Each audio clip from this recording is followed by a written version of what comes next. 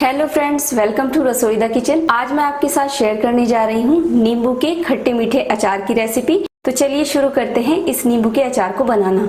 तो यहाँ मैंने 1 किलो नींबू लिए हैं, जिसको मैंने साफ धोकर टॉवल से साफ कर लिया है ताकि इसमें पानी बिल्कुल न रहे। अगर इसमें पानी रहा तो अचार खराब हो सकता है। और यहाँ मैंने अचार डालने के लिए कागजी नींबू का यूज किया है और नींबू का साइज मैंने ये लिया है। अगर आपको नींबू में इस तरह के निशान नजर आए तो इस तरह के नींबू का आप यूज ना करें, नहीं तो अचार खराब हो सकता है। और नींबू को यहाँ मैंने 4 भागों में काट लिया है और इसके बीज को मैंने निकाल लिया है। तो सबसे पहले हम इसमें डालेंगे 1 छोटा चम्मच काला नमक।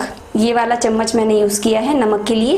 काला नमक डाइजेस्टिव होता है। और इसमें हम डालेंगे 3 चुटकी हींग। ये भी डाइजेस्टिव होती है, ये भी बहुत अच्छी रहेगी और इससे अचार में टेस्ट भी बहुत अच्छा आएगा। 2 छोटे चम्मच सादा नमक ये इसमें डाल देंगे। नमक आप अपने स्वाद के अनुसार भी डाल सकते हैं, लेकिन अचार में थोड़ा सा नमक ज्यादा डाला जाता है।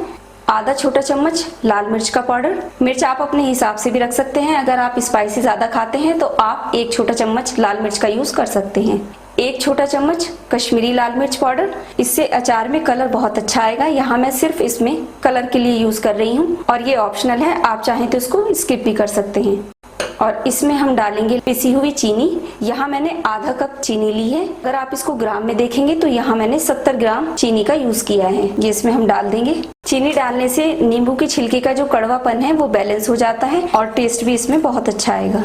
इसको पहले हम बहुत अच्छे से मिक्स कर लेंगे ताकि नमक, मिर्च और चीनी इसमें बहुत अच्छे से मिक्स हो जाए। और जब आप इसको स्पून से मिक्स करें तो स्पून आपका पूरी तरह से सूखा होना चाहिए। और अचार को अच्छे से मिक्स करने के बाद अब हम इसको इसी एयर टाइट जार में निकाल लेंगे। तो यहाँ मैं इसको एक जार में निकाल लूंगी। और देखिए चीनी से भी काफी पानी छूट चुका है और नमक से भी काफी पानी छूट चुका है और नमक इसको गलाने में बहुत हेल्प करेगा। और जैसे जैसे ये अचार मिच्योर होता जाएगा इसका छिलका भी गल जाएगा और खाने में टेस्टी होता जाएगा। और जब ये पूरी तरह से मिच्योर हो जाएगा तो इसका कलर थोड़ा सा डार्क ब्राउन हो जाएगा। और ये अचार आप 2 से 3 साल तक स्टोर करके रख सकते हैं। और क्योंकि ये अचार बिना तेल के बनाया जाता है तो ये काफी हेल्दी होता है।